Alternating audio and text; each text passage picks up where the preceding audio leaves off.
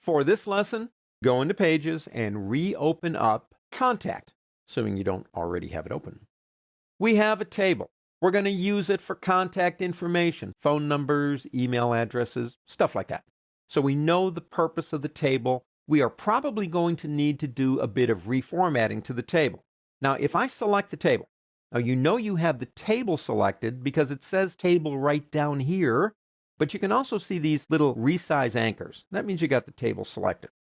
I can go up to the word modify on the pull-down menu and go down to table, and I've got all kinds of things I can do depending on what I have selected. But here's the bad news, in my opinion, about doing it this way. If you modify the table this way, you're modifying the table and controlling it internally inside the HTML document. What if you like how you formatted this and want to use that information on another table? And you know where I'm going with this. We're working smart. Let's keep it up. We're talking about an external style sheet which covers the formatting of this table. How do we do that? It's pretty easy, actually. We're going to come over here into our CSS Designer. Now we have main CSS, and we have CSS2. Click the plus sign right here and say, create a new CSS file. Now, why do you need a browse button when you're doing something new? Because it'll tell you where it's going, and I know where I want it to go in the CSS folder. That's not necessarily default. So if I click browse, it's there, so I'm happy. I'm going to call it main table format. Call it anything you want. I do like what I see. It's in the right place. Click Save. Link, definitely. Click OK. We now want to make sure when we're working on the table that we have this one selected and not any one of the others. So we have this selected. Come down here and click the plus sign on selectors.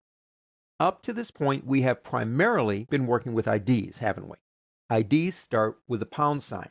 Now there's another thing we can do called a class. I'm going to explain more about classes in the next lesson, but I'm going to make a class, not an ID. How do I do that? Well, get into this area, get rid of what's in there.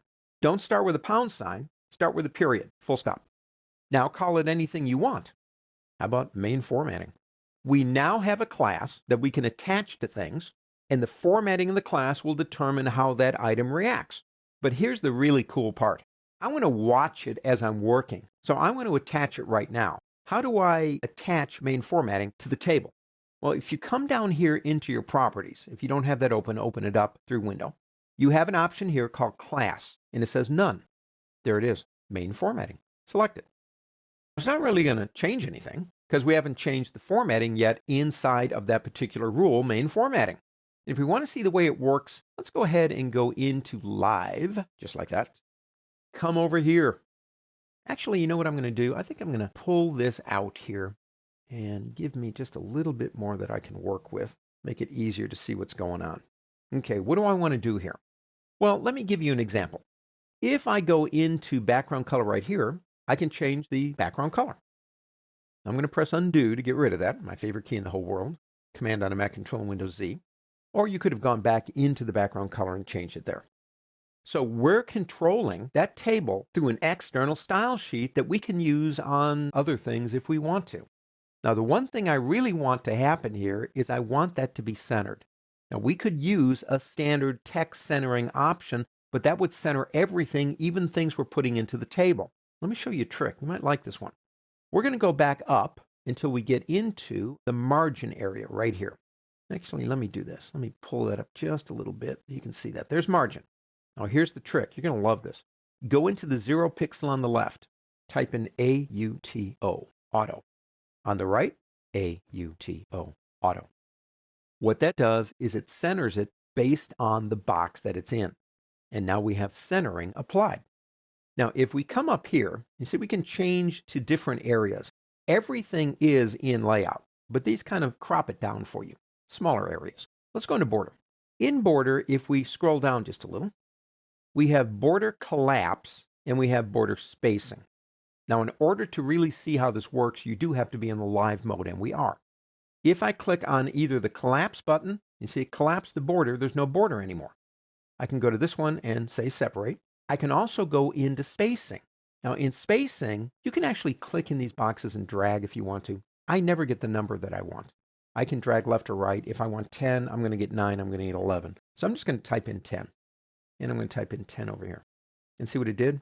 it's changing the border and putting more space between them. When we're working with a table or anything else, if there is any way you can put the information into an external style sheet, it makes perfect sense. Now I'm going to pull this back over here again because I want to show you one more thing that might interest you.